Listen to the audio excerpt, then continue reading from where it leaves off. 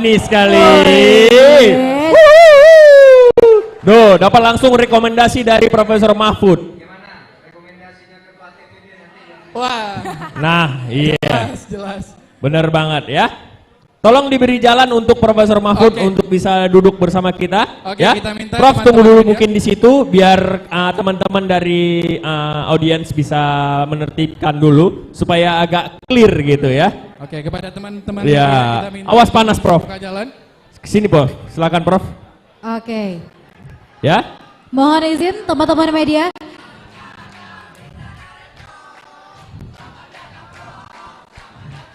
Mohon diberi akses, diberi jalan untuk Prof. Diberi jalan ya. Kepada pers. Karena ini kami adalah Silakan. moderator ini memegang kendali atas kalian semua. Apabila tidak kondusif, kami akan apa ya? Oke, luar biasa.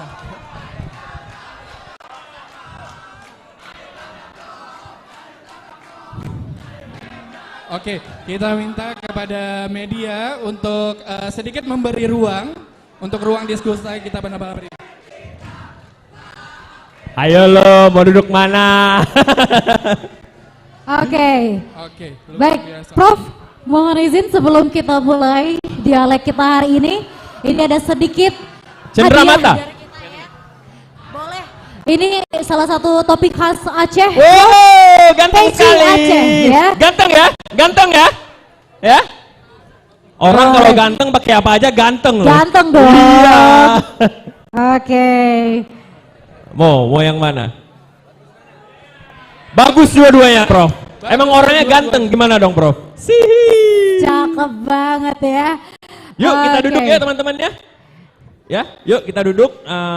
Kita akan segera memulai obrolan santai seraya Profesor Mahfud menikmati kopi buatan Profesor Iya, tadi. tapi Bang Furkan, kayaknya sih yang di belakang ini yel-yelnya luar biasa. Boleh kita minta sekali lagi gede suara? Ya, coba. Ulang. Satu, dua, tiga.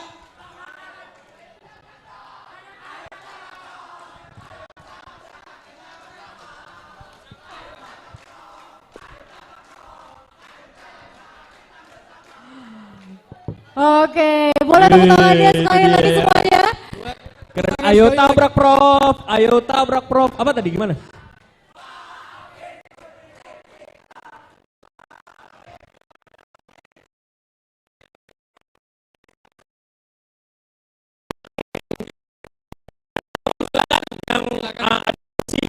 Lagi ya, kita jaga kekondisifannya biar lebih asik aja.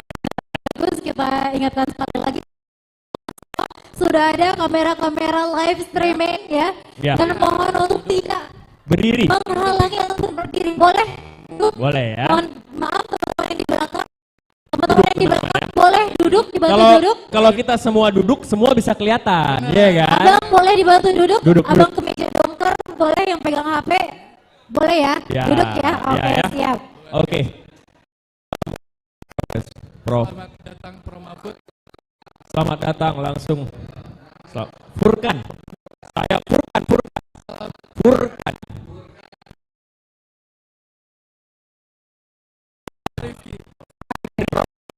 Di Bumi Aceh. Kami tahu kalau Prof kesini sudah melewati jarak yang cukup jarak tempuh yang jauh banget ya. Benar. Sebelumnya dari Lampung ya.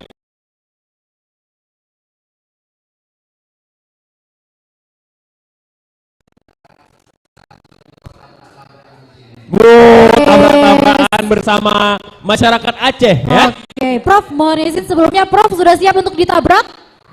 Siap ya. Oke. Waduh. Oh, tabrak menabrak kita di situ. Tabrak cuma Prof Mahfud loh. Iya. Tabrak bisa-bisa hari ini ya. Iya, sembari menikmati kopi.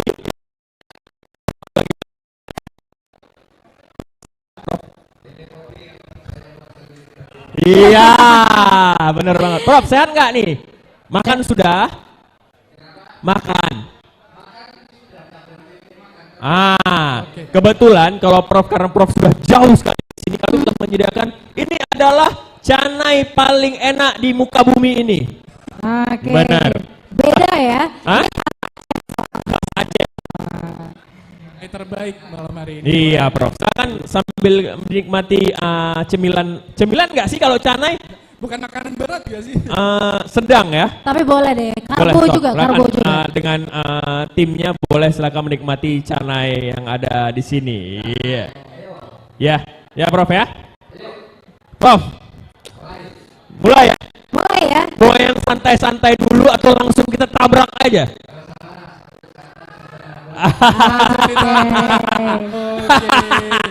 Tunggu. Mungkin tenang dulu nih. Mungkin kita mulai dari yang ringan-ringan dulu nih. Prof, mungkin dari saya pribadi saya penasaran. Ini kan dengar-dengar ini Dinda, Prof. Dinda. Adinda. Mungkin kan ini saya dengar juga ini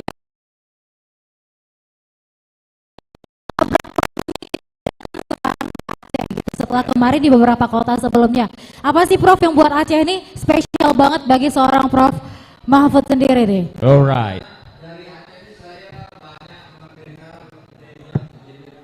Saya penasaran, ini kan dengar-dengar ini Dinda, Prof. Dinda. Adinda, mungkin. Oke, Prof. Jadi kan ini saya dengar-dengar juga ini memang Aceh Prof sendiri yang pilih ya untuk tabrak Prof ini kita adakan sekarang di Aceh gitu setelah kemarin di beberapa kota sebelumnya. Apa sih Prof yang buat Aceh ini spesial banget bagi seorang Prof Mahfud sendiri nih? Alright. Dari Aceh ini saya banyak mendengar aspirasi masyarakat yang sangat dinamis, sangat maju, tetapi tidak tersalur dengan baik, sehingga harus ditabrakkan ke saya dulu, nanti saya bawa ke tengah kayu. Luar biasa. Tepuk tangannya sekali lagi untuk Prof Mahfud malam hari ini. Boleh bicara apa saja, ini bebas. Oke. Selama ini merasa tidak tersalur dengan kata, sekarang tabrakkan ke saya, nanti saya bawa ke Jakarta. Oke. Luar biasa. Setuju ya semuanya ya, kita tabrakan ke Prof ya. Iya, kita tabrak ya, Prof ya, setuju ya. Siap. Karena Profesor Mahfud ini terkenal dengan orang yang tidak pernah takut. Semua tabrak wae. Tabrak wae ya. Iya ya, Prof ya. Ya, Dan Kami sebagai anak muda yang literasi Sedap. kami baru saja mendengarkan sebuah kabar bahwa per hari ini ya. per hari ini Prof Mahfud dari Kopol Hukam ya, Prof, tepatnya pukul 2 siang tadi ya, Prof ya. Nah, Prof ya kan. itu kenapa ya? Kenapa sih Prof? iya. Maksudnya? Nilainya yang Prof tidak mundur, ada alasan khusus, Prof. Benar. Mulai ya. Di saat menteri-menteri lain lagi menyuarakan, tapi Prof Mahfud memilih mundur. Kenapa tuh? Iya kan Prof yang lebih ini, mereka kan ya gitulah. Silakan Prof. Saya belum resmi berhenti sebagai Menko Polhukam. Hari ini saya mengumumkan akan menyampaikan surat resmi kepada Presiden sepulang dari Aceh besok sore. Oke. Nah, ini resminya ya. Jadi saya sampai sore ini karena saya tadi baru mengumumkan akan menyampaikan surat. Nanti itu akan disampaikan ke Presiden surat saya. Nah, baru sesudah itu kita lihat perkembangannya. Kapan pergantiannya, kapan pelantikannya dan sebagainya tergantung pada hasil pertemuan saya dengan Presiden. Kenapa? Saya itu dulu diangkat oleh Presiden dengan penuh kehormatan. Presiden memanggil saya dan mempercayakan untuk mengurus Polhukam. Saya juga sangat menghormati beliau sehingga saya menerima tugas itu. Nah, sekarang sesudah 4,5 tahun, saya merasa karena saya punya pilihan politik sendiri di dalam pemilu, maka saya merasa harus ke pinggir dulu agar tidak mengganggu jalannya pemerintahan dan agar saya tidak terganggu juga oleh kebijakan pemerintahan, kan itu. Nah, saya besok akan menghadap Presiden sebagai etika. Saya kalau di Jawa itu ada istilah tinggal gelanggang colong pelayu. pergi begitu saja. Saya tidak mau pergi begitu saja, tapi saya dengan penuh kehormatan akan menghadap kepada Presiden dan menyampaikan permohonan itu. Itu. Tabrak lagi. Tabrak Prof. Tabrak Prof. Tabrak. Oke. Ini tunggu. Ini sebelum kita lempar ke teman-teman ya, mungkin aku izin lagi boleh ya Bang Abang ya. Aku untuk nanya lagi ke Prof langsung. Silakan. Nah, Prof ini kan juga saya dengar nih sebelum Prof akhirnya memutuskan untuk bergabung dengan PDIP ya. Itu kan Prof juga dapat ajakan ya, ada invitation dari beberapa partai juga ya Prof ya. Ya. Untuk bergabung dengan partai mereka. Ya. Nah, apa sih yang buat Prof yakin untuk gabung dengan PDIP akhirnya nih, kalau boleh tahu nih? Gini, sebelumnya saya pernah diminta atau dijajaki untuk diminta menjadi wapresnya Anies Baswedan. Oke. Tapi waktu itu saya tidak mau, karena waktu itu Anies Baswedan itu didukung oleh Nasdem, Demokrat dan PKS. Nah, Demokrat itu sudah ngancam kalau wapresnya bukan AHY, Demokrat akan keluar dari koalisi. Nah, kalau Demokrat keluar dari koalisi, ini karcisnya tidak cukup karena harus 20%. Oleh sebab itu saya katakan saya tidak mau mengganggu, karena kalau saya nanti bersedia jadi wapresnya Anies Baswedan, itu nanti Anies Baswedan tidak bisa jadi calon karena Demokrat keluar, kan gitu. Jadi saya akan mengamankan agar Anies tetap jadi calon. Nah, itu kenapa kemudian memilih Pak Ganjar. Yang Pak Ganjar itu kursinya sudah cukup, dia sudah punya kursi lebih dari 20%, sehingga ketika saya masuk ada yang lain keluar pun tidak apa-apa, karena tiketnya tuh sudah ada gitu. Nah, itu saja. Dan itu kan benar kan, ketika saya tidak mau, kemudian Pak Anies Baswedan membawa Pak Muhaimin kan. Nah, Demokrat benar keluar, begitu Muhaimin diumumkan, Demokrat keluar dari itu. Untungnya Muhaimin punya kursi sendiri, sehingga PKB itu langsung bergabung di situ. Tiketnya untuk mendaftar calon presiden itu terpenuhi.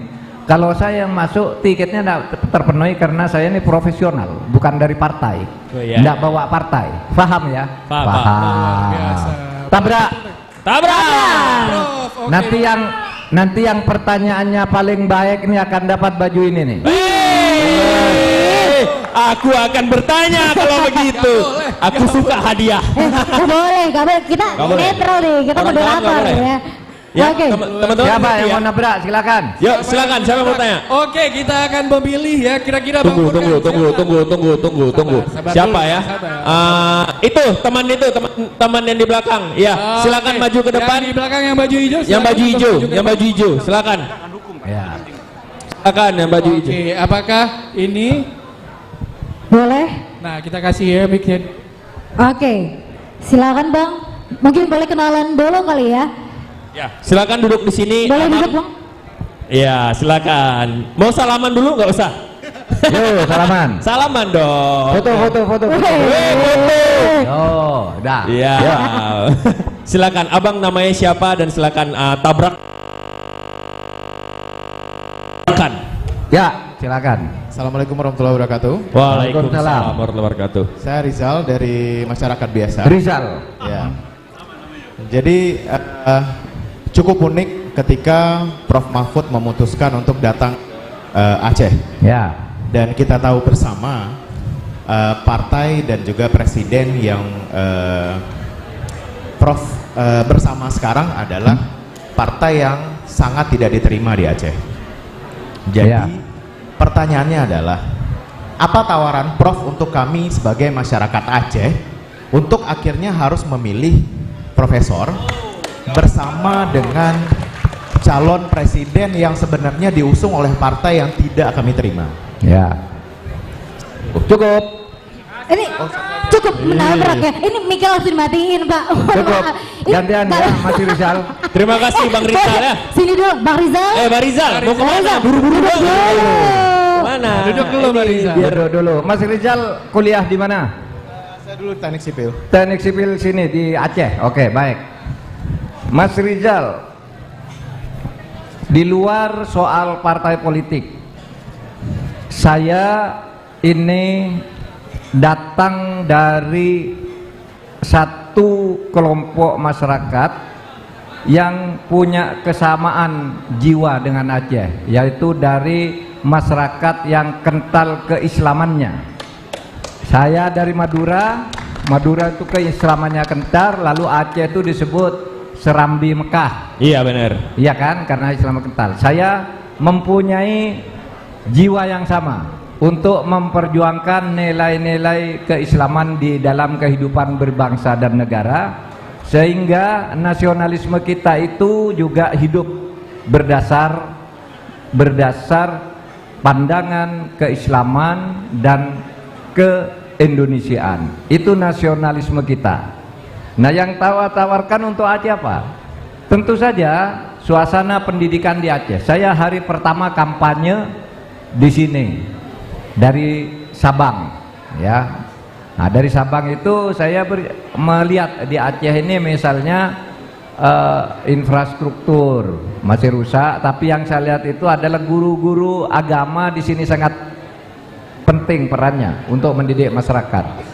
Sehingga saya tawarkan nanti guru-guru agama, ya, guru-guru agama itu di Aceh itu tamrot marbot masjid juga mau kita kasih honor yang cukup lah agar hidupnya sejahtera.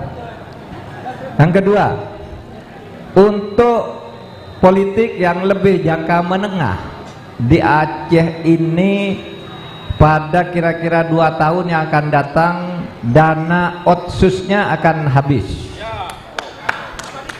Itu nanti akan kita perjuangkan agar dana otsus itu diperpanjang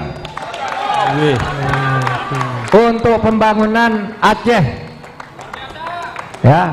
Jadi nanti dana otsus yang akan habis pada awal 27 itu nanti akan kita perjuangkan akan diperpanjang.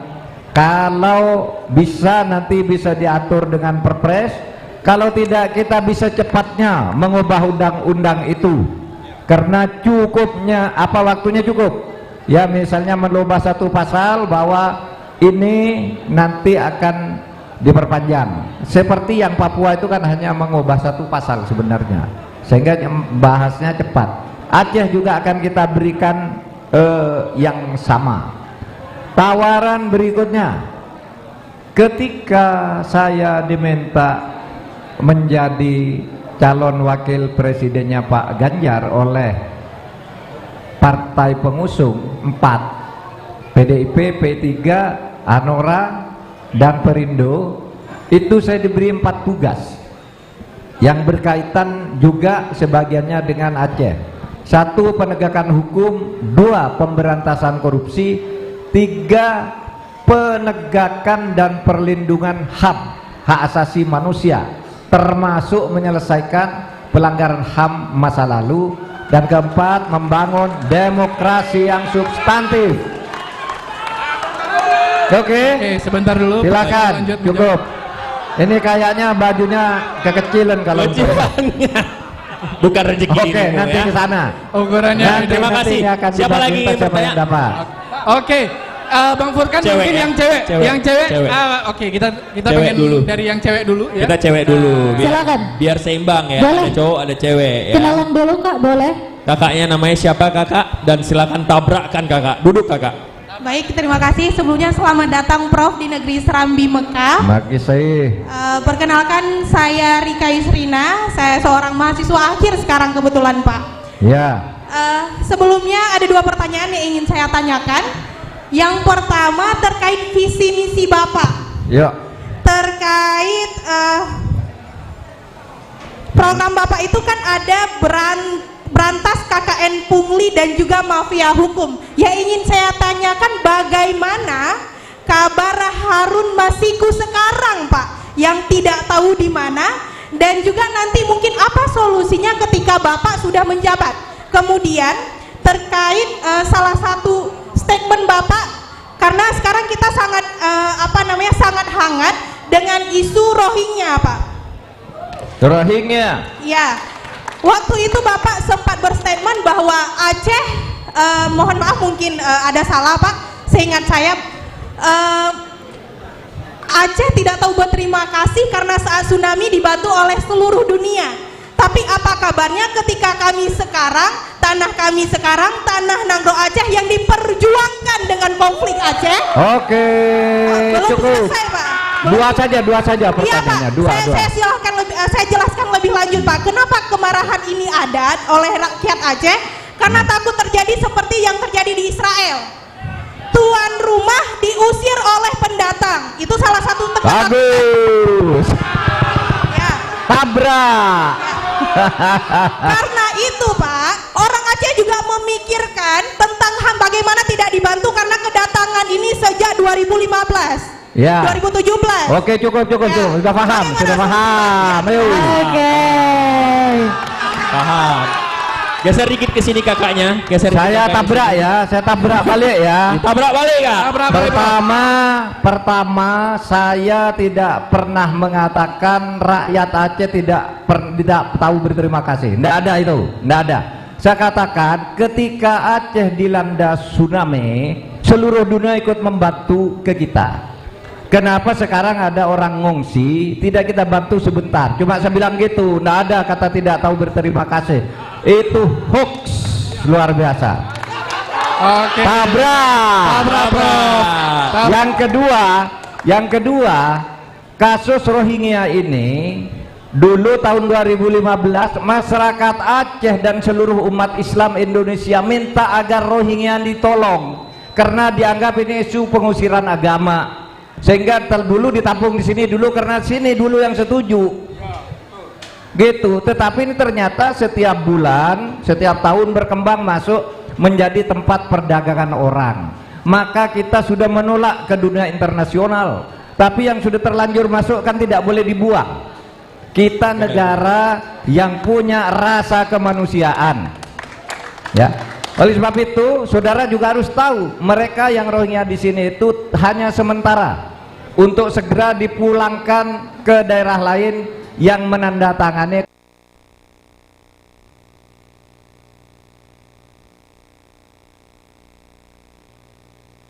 tentang pengungsi, ya.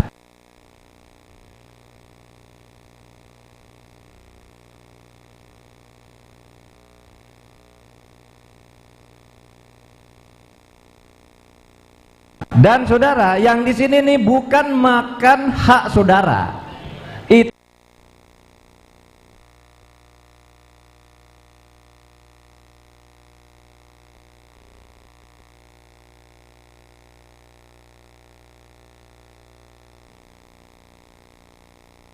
Itu dibiayai oleh PBB.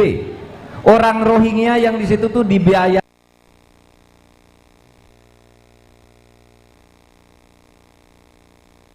oleh PBB, bukan oleh pemerintah Indonesia, bukan oleh APBN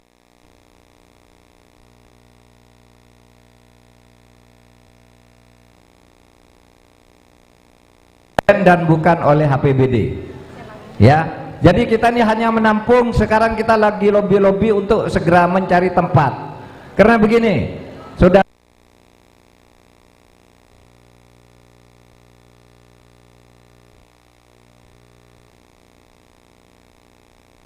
ada hukum internasional di mana tahun 51 PBB itu membentuk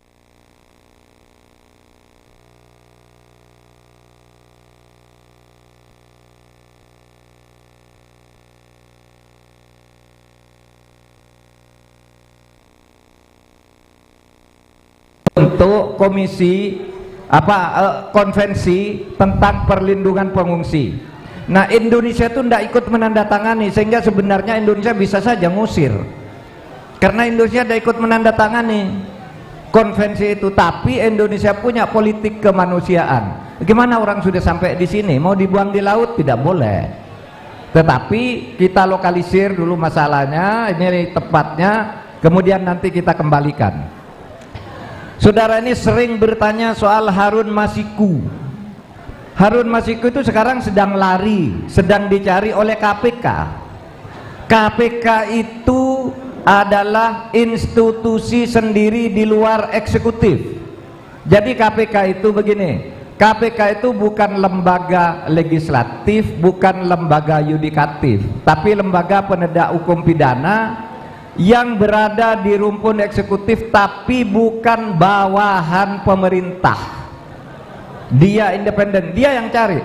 Kenapa yang ditanya selalu Harun Masiku? Wong yang lari sampai sekarang tuh lebih dari 15 berjalan dengan Soekarno, yang dimana Soekarno datang sendiri ke Aceh, bahwasanya Aceh punya hak prerogatif untuk mendirikan syariat Islam tersendiri, Prof.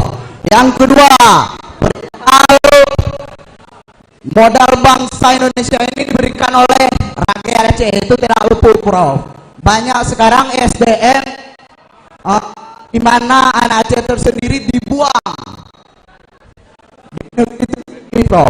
Yang di mana saya kasih contoh lah, di mana dia ada di pesisir barat selatan. Saya asli pesisir barat selatan, saya Aceh Baradaya. Yang di mana Aceh Baradaya itu ada PE, Labo Power Generation, yang di mana dari luar dari Cina, yang di mana tenaga kerja itu tenaga dari Cina, Prof.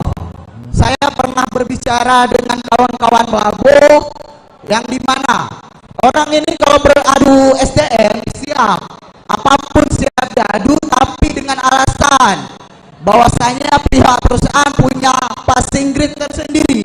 Padahal secara SDM orang Aceh cerdas, Prof. Ya. Boleh diadu secara gagasan, kan gitu, Prof. Oke, cukup. Oke, cukup. Satu lagi pertanyaan, Prof. Ada satu lagi. Banyak sekarang kalau Prof bilang apapun cerita bisa lapor ke Prof, tapi implementasi lapangannya besok terlalu banyak barel-barel, yang dimana kawan-kawannya atau suatu mahasiswa susah untuk menjumpai Prof kalau memang Prof diizinkan oleh Allah duduk di Wapres.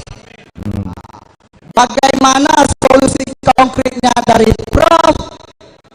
Kawan-kawan mahasiswa atau fresh graduate untuk menyampaikan aspirasinya terhadap Prof, karena banyak sekarang masyarakat atau alumni muda ini pengen menyampaikan aspirasinya kepada Prof, karena Prof leader sekarang, pemimpin di negeri ini, kan gitu, Prof. Itu aja, Prof. Silakan mungkinnya, Prof. Oke. Tabrak. Tepuk tangan dong teman-teman. Boleh tepuk tangannya. Oke, baik. Oke, silakan, Prof. Baik. Wah, pertanyaannya banyak nih Mas Tamsil nih dari Teknik Elektro.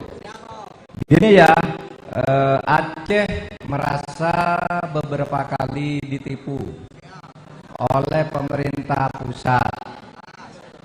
Menurut saya itu soal perkembangan prioritas saja. Kan misalnya memberi hak kepada, yang kedua Papua, yang ketiga DKI Jakarta, yang keempat Yogyakarta. Itu semua mendapat dana khusus dari pemerintah.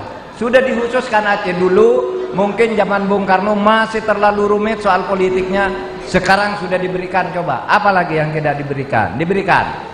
Kenapa pemerintah Indonesia memberikan perlakuan khusus kepada Aceh? Karena Aceh itu sejak dulu rasa nasionalismenya tinggi. Saya hafal lagu orang-orang kampung Aceh di tahun 30-an berbahasa Arab, ya. Tahun 1928 itu Sumpah Pemuda bahwa kita akan mendirikan negara bernama Indonesia. Aceh yang baru ditipu oleh Belanda dan kalah perang pada tahun 1904 itu kemudian terus membara sampai di kalangan masyarakat Aceh itu ada lagu bahasa Arab tentang Indonesia. Gini lagunya, ya abna ana jinsanya Indonesia, kum menaumekum wandur ila wabnekum. Ini lagu orang Aceh. Oke, tepuk tangan boleh. Dalam bahasa Arab. Apa artinya tuh?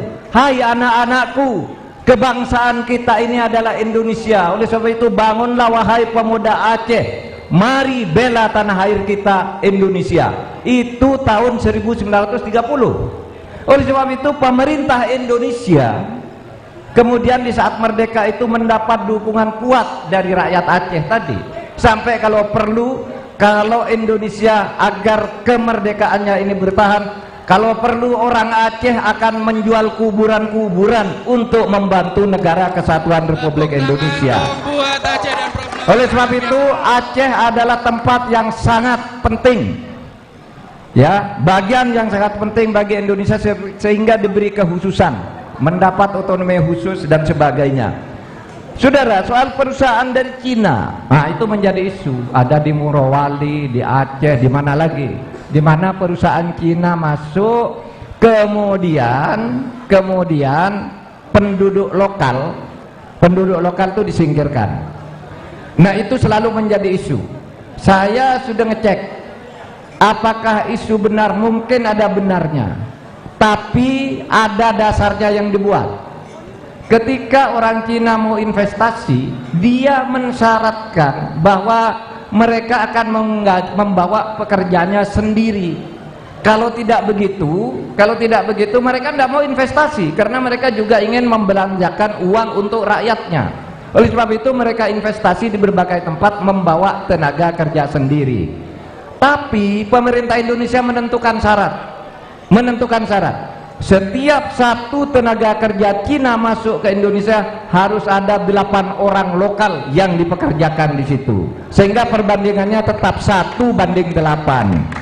Bahwa kemudian di lapangan ada penyalahgunaan dari ketentuan ini, mari berikan datanya kepada pemerintah. Nanti kita cek apa benar apa tidak. Kalau enggak harus kita tindak dengan tegas, kita tabrak. Oke. Terima Tidak kasih. akan susah. Gantian ya. Pasti akan susah menemui pejabat, menemui menteri susah, menemui apalagi wakil presiden, apalagi presiden. Itu agendanya kalau sudah tingkat menteri itu dari jam ke jam sekian apa, jam sekian apa tuh dari jam ke jam. Sehingga kalau orang ingin bertemu langsung tidak bisa, harus memberitahu dulu sekurang-kurangnya seminggu sebelumnya. Itu pun ditarikan jadwal apa ada apa enggak. Tetapi bukan berarti aspirasi itu tidak ditampung. Di kantor saya itu ada deputi. Anda punya urusan apa? Urusan hukum, nah, ini ada deputi 3. Urusan keamanan ada deputi 5. Urusan kebangsaan ada deputi 6. Itu sudah ada. Dan setiap deputi itu punya 3 asisten deputi. Nah, masuk ke sana pasti sampai ke saya, pasti sampai ke presiden, pasti sampai ke Menko. Jadi kalau ketemu langsung memang susah, bukan karena sombong, tapi protokolernya. Seperti hari ini misalnya, saya tidak bisa pergi ke acara lain karena acara kesini sudah dirancang dari Jakarta. Malam ini saya sudah janji ketemu dengan saudara di MZ Coffee ini ya. Ketemu kita di sini. Besok saudara mau ketemu saya tidak bisa. Saya besok sudah ke Aceh Barat ya. Iya. Iya, ke Aceh Barat Daya. Tidak bisa ketemu karena jadwalnya memang sudah dipenggal-penggal begitu. Tapi setiap aspirasi ada salurannya untuk disampaikan. Tabrak. Silakan lagi. Baik. Terima kasih. Gantian Bang ya. Nah, teman-teman. Foto. Silakan. Oke, kita harap tenang dulu kepada setiap audiens ya, teman-teman kita semua di sini untuk tenang terlebih dahulu. Oke, dan ada kita perempuan. infokan sekali lagi kalau Mana Pak? Mana Pak? Ada perempuan itu. Ada perempuan. Itu tuh, mau tanya. Mana? Ini dulu Bapak. Ini dulu. Boleh? Ini dulu. Silakan. Habis itu Kakak ya. Abis ini baru kakaknya ya. Ini Baru kakaknya langsung ya. amanah dari Prof. Langsung kakak, boleh? Iya. Oke, dan Wah. Tabrak Prof. Tabrak. silakan tabrak. Silakan tabrak. Oke. Oke, cukup. Oke, tenang. Assalamualaikum warahmatullahi wabarakatuh. Waalaikumsalam. Selamat datang di Tanah Rencong, Prof. Sang peluru tak terkendali. Nah, Saya mahasiswa ilmu politik Universitas Syah Kuala. Asal saya dari kota Subulu Salam, Prof. Kota yang baru terbentuk sejak tahun 2007. Nama saya sebelumnya Indra Ananda. Indra Ananda. Ya, yang ingin saya tanyakan kepada Prof adalah di tempat asal saya baru-baru ini diangkat seorang sekda. Seorang sekda mantan narapidana, Prof. Di mana itu? Di kota Subulu Salam, Prof. Oke. Kasus pembakaran kantor Bupati Aceh Singkil. Berdasarkan yang saya ketahui, Prof, menurut PP nomor 58 tahun 2007 pada pasal 3.2 yang mengatakan syarat sebagai sekda kabupaten atau kota harus memiliki rekam jejak integritas, moralitas, dan disiplin yang baik. Senada juga dengan Permen PAN RB nomor 15 tahun 2019 yang menyatakan syarat untuk menduduki jabatan tinggi pratama harus memiliki rekam jejak jabatan dan rekam jejak moralitas serta integritas yang baik. Dari kedua aturan yang saya baca, Prof, sudah jelas seorang mantan narapidana tidak memiliki rekam jejak moralitas dan integritas yang baik. Lantas, bagaimana Prof Mahfud menilai dan melihat peristiwa tersebut? Ya. Oke, Terima kasih. Tabrak, Prof. Tabrak, Prof. Saudara, Oke. Silakan tabrak, Prof. Silakan, Prof. Eka Ananda. Indra Ananda. Indra Ananda. Yang boleh menjadi itu adalah ASN PNS. Seorang ASN PNS yang terlibat dalam tindak pidana yang diancam dengan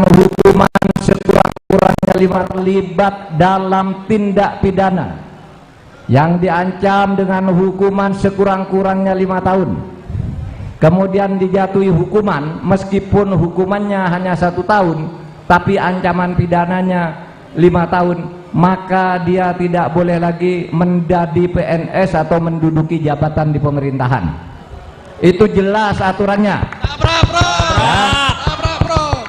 Memang saya mendengar ada beberapa orang yang seperti itu isunya. Tolong nanti disampaikan ke saya siapa itu dan di mana, serta apa ancaman hukuman pidananya. Karena itu tidak boleh. Tidak boleh. Kalau sudah mantan narapidana itu harus berhenti ASN-nya. Begitu ya? Oke. Baik. Tabrak. Ananda cukup ya? Cukup. Tabrak lagi. Boleh tepuk tangannya semua.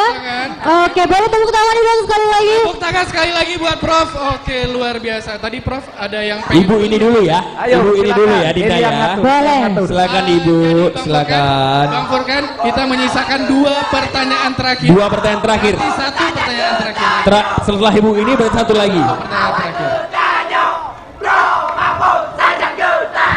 Oke. Assalamualaikum Pak Prof. Terima kasih Pak Prof sudah datang ke Aceh dan kami sangat senang Pak Prof datang. Saya salah satu relawan Ganjar Mahfud. Nama saya Harni Bustami. Ibu Arni ya. Ya. Ibu Arni. Iya. Pak nanti dekat lagi. Pak nanti mungkin kita tidak bisa ketemu lagi. Ini mungkin awal pertemuan dan mungkin insya Allah bisa ketemu lagi. Tapi susah seperti yang Bapak bilang tadi, tidak gampang untuk bertemu. Jangankan capres, jangankan wakil presiden, menteri saja susah. Jadi sekarang saya langsung aja ke pertanyaan saya, Pak. Saya Aceh ini daerah termiskin, Pak. Termiskin di Sumatera dan termiskin juga di Indonesia. Sangat sedih Pak Aceh ini. Walaupun Aceh ini banyak hasil buminya, sumber daya alamnya sangat banyak, sangat tinggi Pak. Dan Aceh ini bukan laluan. Aceh ini adalah ujung dari Indonesia dan ujung dari Sumatera. Jadi tidak ada apapun yang bisa diandalkan kalau tidak ada sesuatu yang dikejar di Aceh ini. Jadi saya harap begini Prof. Dulu Aceh ini ada pelabuhan bebas. Dan pelabuhan bebas itu merekrut banyak tenaga kerja. Dan sewaktu pelabuhan bebas itu Aceh ini megah Pak Prof, megah sekali. Nah, saya ingin bagaimana regulasinya supaya di Aceh ini dibuat lagi pelabuhan bebas, Pak Prof. Itu harapan kami, Pak Prof, agar Aceh terhindar dari kemiskinan. Itu yang pertama, Pak Prof. Yang kedua, Aceh ini tinggi sumber daya alamnya. Ada biji besi, ada tembaga, ada emas. Saya pernah kerja di tambang biji besi, Pak Prof, sebagai personalia. Sekarang saya ingin mengatakan, Pak Prof, dulu kami mengekspor raw material itu ke Singapura dan ke Malaysia. Singapura tidak ada biji besi tambangnya, Malaysia juga tidak ada. Kenapa mereka bisa kita mengirim ke sana? Karena mereka punya smelter, Pak Prof. Pak smelter, Pak Prof mungkin tahu ya, pemurnian, pembersihan, pemilahan partikel satu dengan partikel yang lainnya. Jadi pertanyaan saya pernah memohon juga, kami ya Pak, pernah memohon juga kepada bapak-bapak yang ada di DPR, tapi tidak dikabulkan Pak, untuk membuat smelter di sini. Kalau investor kita bawa dari luar ke Aceh, tidak ada yang mau Pak, dikarenakan diisukan Aceh ini tidak aman. Banyaklah masalah-masalah yang diinikan. Nah, bagaimana Pak permohonan kami ini sehingga Aceh atau ujung Sumatera ini dibuat smelter? Apakah Bapak mengundang investor dan Bapak yakinkan investor, atau ada regulasinya pemerintah bisa membuka smelter di sini, jadi membuka bagaimana tuh, jadi pendapatan daerah lah begitu jadinya. Itu saja, dua saja yang saya pertanyakan Pak Prof. Terima kasih. Assalamualaikum warahmatullahi wabarakatuh. Waalaikumsalam Luar biasa. Nah, jadi tayangan pada malam hari ini juga dilakukan secara online atau daring di kanal YouTube ya. Dan silakan Prof untuk menabrak langsung tabrakan dari ini. Oke, tenang dulu. Tenang dulu teman-teman. Ya, tenang. Habis ini kita tabrak Pak Hafiz, tenang ya. Silakan Prof. Soal pelabuhan bebas Sabang ya, sekarang dikelola oleh Badan Pengelola Pelabuhan Sabang ya, BPPS ya, BPKS, Badan Pengelola Kawasan Sabang. Oke. Nah, saya pernah ke sini tahun yang lalu. Ada usul agar Pelabuhan Sabang itu atau BPKL tadi sekarang ditangani oleh pemerintah pusat saja, agar itu betul-betul menjadi daerah yang terbuka tapi juga keamanannya terjamin gitu. Nanti kita pertimbangkan tentu itu ya, kita pelajari, karena dulu kan memangnya pusat lalu daerah minta kasihkan. Kok ini makin mundur, apakah perlu ditarik lagi oleh pusat? Bahkan kemarin usulnya supaya ditarik oleh Menteri Perekonomian, agar di bawah Menteri Perekonomian tuh Pelabuhan Sabang itu. Nah, nanti kita bicarakan bersama, tidak perlu lama-lama untuk membicarakan itu, karena datanya sudah, evaluasi seperti apa, kesimpulannya seperti apa. Soal smelter Bu, itu memang sudah jadi kebijakan pemerintah. Kita akan membangun smelter agar kita tidak mengirim bahan yang sifatnya masih mentah, sehingga manfaatnya kepada rakyat itu lebih banyak langsung. Itu sudah kebijakan pemerintah. Di mana ada tambang di situ harus ada smelter, tidak boleh langsung keluar. Nah, nanti kita data, karena saya tidak menangani bidang ini secara teknis, saya menangani hukumnya. Tapi nanti kalau saya jadi wakil presiden, secara teknis ini bisa saya masuk. Oke, tepuk tangan sekali untuk Prof Mahfud. Tabrak. Sudah ya, cukup. Tabrak Prof. Oke, satu pertanyaan terakhir. Terakhir, perwakilan dari pesantren, abang ini. Silakan. Gimana? Gimana nih? Ini terakhir ya. Ini adalah nanya terakhir kita untuk malam ini. Oke. Ini Karena kebetulan Prof juga butuh. Amanah dari Prof. Satu pertanyaan terakhir ya. Satu pertanyaan terakhir. Siapa nih? Abang ini dari pesantren. Nah, perwakilan dari pesantren. Silakan abang dari pesantren mana dan sebutkan namanya. Silakan tabrakan. Bismillahirrahmanirrahim. Assalamualaikum warahmatullahi wabarakatuh, Prof. Waalaikumsalam. Waalaikumsalam. Perkenalkan, nama saya Muhammad Salim Mahmudi. Muhammad Salim Mahmudi. Bang Salim ya. Salim Mahmudi. Dari pesantren Rawzatul Quran Al-Aziziyah di Aceh Besar. Di Aceh Alamat Besar. saya asli Lamno, Prof. Lamno. Lamno. Ingin saya tanyakan, Prof. Jadi di Aceh ini ada lahir daripada undang-undang pemerintah Aceh yaitu Dinas Daya. Yaitu Dinas Daya. Kalau di sini disebutnya Daya. Kalau Dinas Daya. ya, kalau di Aceh disebutnya Daya untuk pesantren istilah nasional. Nah, kemudian ada juga yaitu Dinas Pendidikan.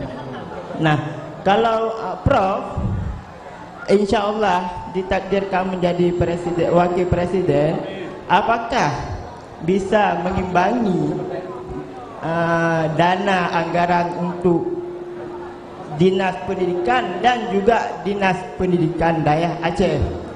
Terima kasih, Prof.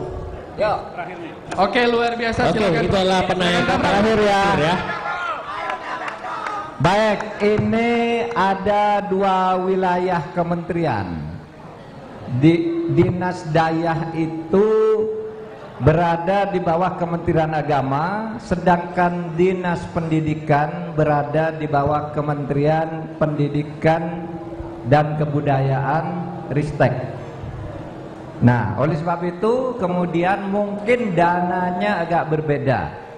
Tetapi Dinas Daya ini, karena daya itu kalau di Indonesia pada umumnya sama dengan pesantren, itu nanti bisa didanai dari dana pesantren. Di Indonesia ini kita punya dana pesantren sesuai dengan undang pesantren sekarang ini sekitar 138 triliun. Oke, tepuk tangannya boleh, tepuk tangannya Dana boleh. abadi. Tahu, 1 triliun itu 1000 juta. 1 triliun itu 1000 miliar, 1 miliar itu 1000 juta. Itu banyak sekali tuh. 138 triliun. Nah, nanti kita ini olah yang untuk guru ngaji berapa, yang untuk guru-guru madrasah yang tidak ada yang ngurus gajinya tuh berapa, kemudian yang untuk dinas daya ini nanti kita atur pembagiannya antara pusat dan daerah. Jadi insya Allah nanti kita urus secara seimbang karena negara ini harus membangun lahiriah dan batiniahnya. Intelektualitas itu Kementerian Pendidikan, moralitas itu Kementerian Agama, yaitu termasuk di dalamnya dayah dan pesantren. Oleh sebab itu yang dikelola oleh Kementerian Agama itu juga harus diseimbangkan bahwa dayah-dayah itu harus mendapat perlakuan yang sama sebagai lembaga yang mencetak kader bangsa, terutama dari sudut moral. Tabrak Mas Salim. Tabrak. Sudah ya, sudah ya. Udah ya. Ya saya terserah aja. Iya. Kalau saya Prof harus istirahat ya. Prof harus istirahat. Hah? Oke. Cukup ya. Tenang. Tapi ini ada Tenang, sedikit kita dari anak muda Aceh kooperatif. Tenang. Kooperatif, Ya, kita tenang. sebagai anak muda Silakan. Aceh kooperatif, ya kita bisa menyuarakan nanti suara-suaranya di lain kesempatan Iya, ya teman-teman. karena waktu Kita harap juga. tenang. Ya. Ya, tenang semuanya. Closing ya. Ya, sudah closing. Tapi ada sedikit dari BEM Unsiah mau ngasih buku ya. Kasih buku. Sini Kita sini. minta tanda tangan Prof juga ya. Oke. Mana yang mau ngasih buku nih? Buku apa nih? Waduh, ini Oke, buku luar biasa. catatan Aceh Aceh hari ini, karya dari mahasiswa, hadiah untuk Capres Republik Indonesia Ganjar Pranowo dari BEM Universitas Siak Kuala. Luar biasa sekali. Nanti akan saya sampaikan. Ya, saya Habil Fasya, Ketua BEM USK. Jadi poin hari ini yang pertama, setiap capres atau cawapres yang datang ke Aceh itu tidak hanya menghadiri acara seremonial. Terus yang kedua, dapat berdialog dengan mahasiswa. Cuma karena waktu juga, poin ketiga BEM USK melahirkan karya yaitu catatan merah di Aceh ketika nanti Prof terpilih menjadi cawapres dapat diselesaikan semua permasalahan di Aceh ini. Insyaallah. Tabrak Prof. Waktu bukan kita karena Profesor Mahfud juga butuh istirahat. Karena betul. Dari daerah lain ke sini langsung ke sini loh, nggak sempat istirahat. Kita berikan waktu untuk beliau untuk istirahat. Beliau juga manusia. Bener ya, bukan robot. Tapi ini saya kasih waktu nih 1 menit nih, kasihan sudah maju dari. Oh iya ya. Oke. 1 menit saja, 1 menit. Ini kebijakan loh, ini kebijakan loh. Kebijakan. Satu, silakan, Abang. Satu ya, ya. Prof, ini di belakang saya nih abangnya dari Aceh Timur, tadi juga ada nih Beta. Gimana tuh Prof? Ini aja lah satu ya. Oke, silakan. Singkat. Apa langkah-langkah yang akan Prof ambil terhadap pengendalian rokok? Apa? Pengendalian rokok. Rokok. Pengendalian rokok. Karena seperti yang kita tahu, rokok ini adalah salah satu sumber pendapatan APBN. Namun di satu sisi juga merupakan sumber penyakit kronis yang membebani APBN. Jadi pertanyaannya tentang sudah tahu. Silakan tabrak Prof. Tabrakan Prof. Jadi yang menentukan bahwa rokok itu berbahaya adalah dunia internasional. Namanya WHO, ya, World Health Organization. Itu organisasi kesehatan sudah menyatakan rokok itu berbahaya. Oleh sebab itu di Indonesia memang dimasukkan, karena itu kesepakatan internasional, dimasukkan di dalam undang-undang bahwa itu zat adiktif, tetapi tidak dilarang mutlak.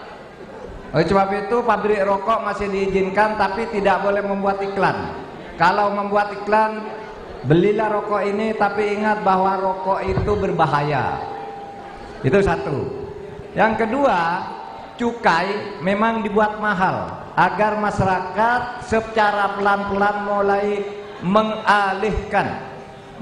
mengalihkan kegiatannya di luar sektor tembakau.